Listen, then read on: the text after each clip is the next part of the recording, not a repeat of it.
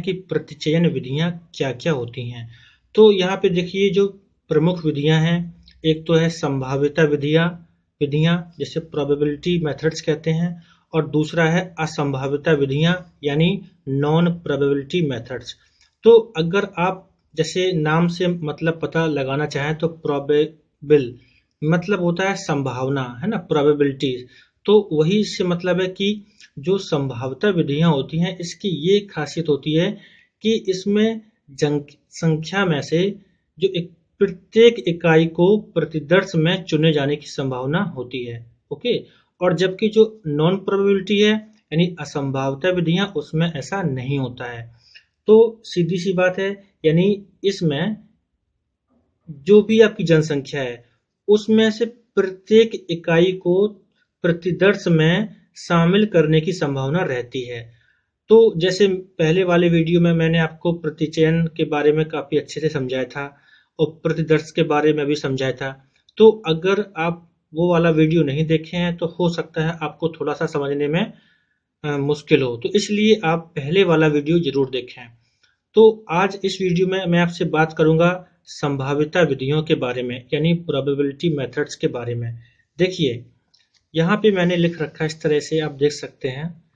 जो आज प्रमुख संभाव्यता विधियां हैं जैसे अनियत प्रतिचयन, क्रमबद्ध अनियत प्रतिचयन, वर्गबद्ध प्रतिचयन, समूह अनियत प्रतिचयन, इसके बारे में बात करेंगे। तो यहाँ पे एक बात और जान लीजिए, जो रैंडम सैंपलिंग लिखा है अनियत प्रतिचयन, इसको यादृच्छिक प्रतिचयन या फिर सिंपल रैंडम सैंपलिंग भी कहते हैं। और इसी तरह से यहाँ पे जो वर्गबद्ध है इसको कहीं कहीं स्तरित लिखा हुआ देखते हैं, शब्दों का बस थोड़ा सा डिफरेंट रहता है और वो एक जैसे ही होते हैं। तो इस तरह से यहाँ पे जो चार ये आपको दिख रहे हैं, पहला दूसरा तीसरा चौथा, इन चारों के बारे में मैं आपको अभी बताऊंगा कि किस तरीके से किस विधि में क्या होता है। तो सबसे पहले बात करते हैं यहाँ पे पहला अनियत प्रतिचयन विधि यानी रैंडम सैंपलिंग या सिंपल रैंडम सैंपलिंग भी कहेंगे। देखिए जो अनियत प्रतिचयन विधि होती है इसकी सबसे अच्छी बात क्या होती है कि इस विधि में जनसंख्या की प्रत्येक इकाई के प्रतिदर्श चुने जाने की संभावना होती है। किसमें? सिंपल रैंडम सैंपलिंग में यानी अनियत प्रतिचयन विधि में। और दूसरी बात क्या लिखी है, एक इकाई को चुने जाने से दूसरे पर कोई प्रभाव नहीं पड़ता है। इसका मतलब यह है कि अगर आप जितनी भी पॉपुलेशन ले रहे हैं, जितने भी लोग हैं या जो भी है, तो उनमें से सभी को चुने जाने की संभावना होती है। और दूसरी बात कि एक को चुनने पर दूसरे पर कोई इफेक्ट नहीं पड़ता है। ये दो मेन पॉइंट है, याद रखिए, जो कि अनियत प्रतिचयन विधि के हैं। अब देखिए जो अनियत प्रतिचयन विधियां होती हैं इसके कुछ प्रमुख विधि क्या हैं, जैसे लॉटरी विधि, सिक्का उछालना और फिशबॉल ड्रॉ और ईटीसी कई सारी विधियां होती हैं। तो इन विधियों की एक विशेषता यही होती है कि इसमें जो जनसंख्या होती है, तो जनसंख्या में जो प्रत्येक इकाई होती है, प्रत्येक इकाई को प्रतिदर्श में चुने जाने की पूरी पूरी संभावना होती है। इन विधियों की यही एक विशेषता होती है। जैसे अगर यहाँ पे लॉटरी विधि की बात करें तो इसको कैसे यूज करेंगे, जैसे मान लीजिए किसी महाविद्यालय में आप जो 2500 विद्यार्थी हैं, किसी महाविद्यालय में जो 2500 विद्यार्थी हैं उनमें से आप केवल 500 को सिलेक्ट करना चाहते हैं। तो फिर आप क्या करेंगे, जो 2500 विद्यार्थियों के नाम है वो अलग अलग पर्चियों पर लिख लेंगे और किसी एक बॉक्स में रख लेंगे। ओके, तो उसके बाद आप बॉक्स को जोर से मूव कर देंगे, शेक कर देंगे और उसके बाद एक एक करके 500 पर्चियां निकाल लेंगे। तो इस तरह से जिन बच्चों के नाम आ जाएंगे वो आपके 500 क्या बन जाएंगे, प्रतिदर्श बन जाएंगे। तो इस तरह से लॉटरी विधि का यूज करते हैं। तो यहाँ पे देखिए एक अच्छी बात क्या थी कि जो 2500 थे, है ना, इनमें से कोई भी आ सकता है, यानी किसी को भी सिलेक्ट कर सकते हैं।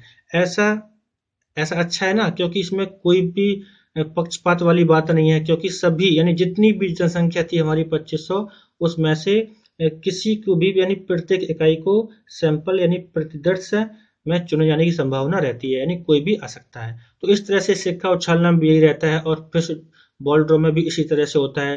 तो सिक्का उछलना में क्या है, यानी आप सिक्का जो कॉइन है उसको टॉस करेंगे तो कुछ भी हो सकता है, यानी कोई भी किसी का भी सिलेक्शन सैंपल के रूप में हो सकता है जो भी जनसंख्या है।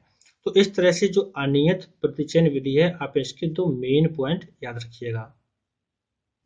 देखिए इसके बाद बात करते हैं दूसरे पॉइंट की, क्रमबद्ध अनियत प्रतिचयन विधि यानी सिस्टमैटिक रैंडम सैंपलिंग मेथड। तो ध्यान रखिए, जैसा कि इसमें नाम से पता चलता है कि सिस्टमैटिक क्रमबद्ध, तो ध्यान रखिए इस विधि के अंतर्गत क्या होता है कि सर्वप्रथम यानी सबसे पहले फर्स्टली आप क्या करते हैं, संपूर्ण जनसंख्या की सूची तैयार करते हैं। सबसे पहले क्या करते हैं, संपूर्ण जनसंख्या की सूची तैयार करते हैं। ओके, क्या किया आपने, संपूर्ण जनसंख्या की सूची तैयार करते हैं। और उसके बाद आप दूसरे पॉइंट में यह निश्चित करते हैं कि आप कितने प्रतिदर्श का चयन करना चाहते हैं, कितने प्रतिदर्श का चयन करना चाहते हैं। तो आप ये पता कर लेते हैं। तो यहाँ पे दो पॉइंट हो गए ना, पहला क्या, जनसंख्या की सूची तैयार करेंगे और दूसरे में कितने प्रतिदर्श का चयन करना चाहेंगे। इसके बाद आप क्या करेंगे, इसके बाद जो प्रतिदर्श की संख्या का कुल भाग, जैसे मतलब ये आपकी पूरी संख्या, इसे आप कैपिटल एन मान लीजिए। ओके, और इसकी जो कितने प्रतिदर्श हैं इसको स्मॉल एन मान लीजिए। तो यहाँ पे आप क्या करेंगे, जो capital N upon small N लिखेंगे और भाग देंगे इस तरह से। जैसे मान लीजिए इसका मतलब ये है कि आप किसी विद्यालय में जहाँ पे पूरे 2500 छात्र थे, ओके, तो 2500 छात्र थे, उनमें से आप कितने 500 प्रतिदर्श चुनना चाहते हैं। इस तरह से ये 500 हो गए। तो इसका जब आपने भाग दिया तो कैंसिल होके ये कितना 5 आ जाएगा। तो अब क्या है, इनमें से आप प्रत्येक पांचवा कितना, जो प्रत्येक पांचवा स्टूडेंट सिलेक्ट करेंगे तो वही आपके प्रतिदर्श में शामिल हो जाएगा। तो इस तरह से होता है क्रमबद्ध अनियत प्रतिचयन विधि।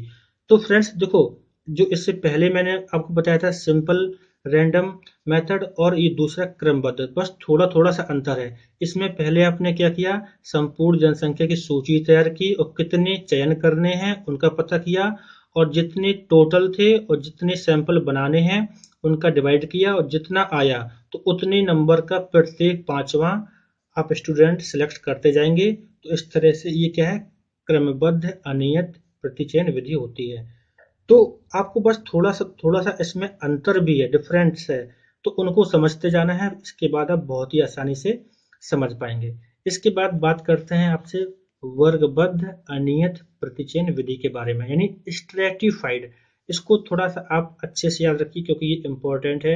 ऐसे क्वेश्चन मोस्टली पूछे जाते हैं जो कि इससे संबंधित होते हैं। स्ट्रेटिफाइड रैंडम सैंपलिंग मेथड, इसमें देखिए क्या होता है, इसमें सबसे बड़ी बात है कि संपूर्ण जनसंख्या को विभिन्न वर्गों में विभाजित किया जाता है, जिसे स्ट्रेटा कहते हैं। देखिए यहाँ पर संपूर्ण जनसंख्या थी, यानी आपके पूरे 2500 विद्यार्थी थे।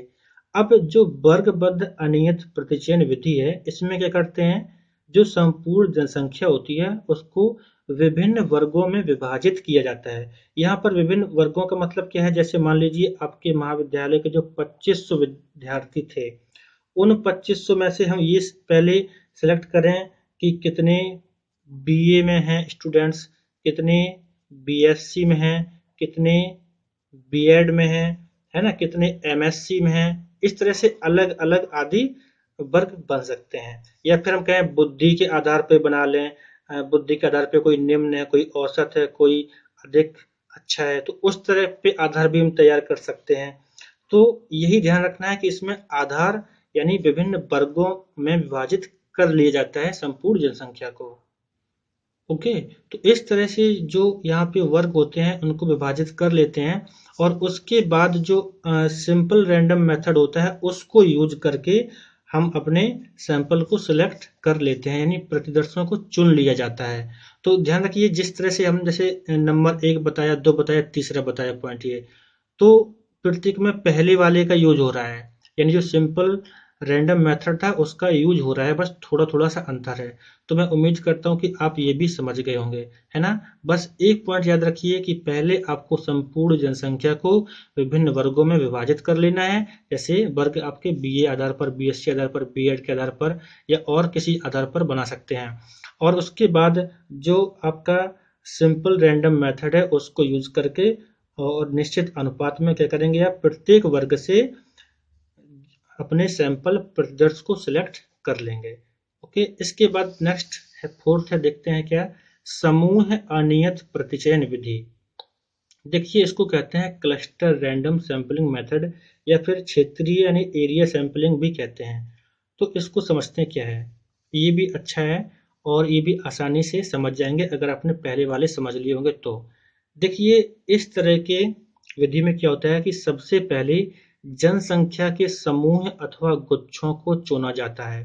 ओके, ये पॉइंट ध्यान रखिए, सर्वप्रथम जनसंख्या के समूह अथवा गुच्छों को चुना जाता है। दूसरा क्या है, निर्धारित समूह की इकाइयों को चुना जाता है। अब देखो मैं आपको बताता हूँ कैसे, एग्जाम्पल समझिए। जैसे मान लीजिए आप किसी जनपद में 10 हाई स्कूल, यानी 10 का मतलब है 10 हाई स्कूल के 500 विद्यार्थियों पर अध्ययन करना चाहते हैं। यानी 10 आप हाई स्कूल ढूंढेंगे जहाँ पे कक्षा 10 तक की कक्षाएं चलती हों और 500 विद्यार्थियों पर अध्ययन करना है। तो सबसे पहले आप क्या करेंगे, यानी सर्वप्रथम जनसंख्या के समूह अथवा गुच्छों को चुनेंगे, यानी उस जनपद के आप सभी हाई स्कूल की लिस्ट तैयार करेंगे। ओके, इसके बाद दूसरा पॉइंट क्या है कि उस लिस्ट में अनियत प्रतिचयन विधि द्वारा 10 विद्यालय चुनेंगे, है ना। जो बहुत सारे आपके जनपद में हाई स्कूल थे उनमें से अनियत प्रतिचयन विधि द्वारा 10 विद्यालय चुनेंगे। इसके बाद आप क्या करेंगे, उन 10 विद्यालयों में कक्षा 10 में पढ़ने वाले विद्यार्थियों की सूची तैयार करेंगे। यानी जो 10 स्कूल आपने सिलेक्ट किए हैं उसमें कक्षा 10 में कितने विद्यार्थी पढ़ते हैं ये सूची तैयार करेंगे। और इसके बाद आप जो सूची तैयार की है आपने उसमें से 500 विद्यार्थियों का चयन अनियत प्रतिचयन विधि द्वारा कर लेंगे। ओके, यानी अनियत प्रतिचयन विधि द्वारा उसका जो विद्यार्थी हैं उनको सिलेक्ट कर लेंगे। तो इस तरीके से ये क्या है, समूह अनियत प्रतिचयन विधि। तो यह बहुत ज्यादा कठिन नहीं है, बिल्कुल आसान है, आपको ये समझना है। ओके, इस तरीके से आप जो भी मैंने आपको आज बताया है आप समझ गए होंगे। और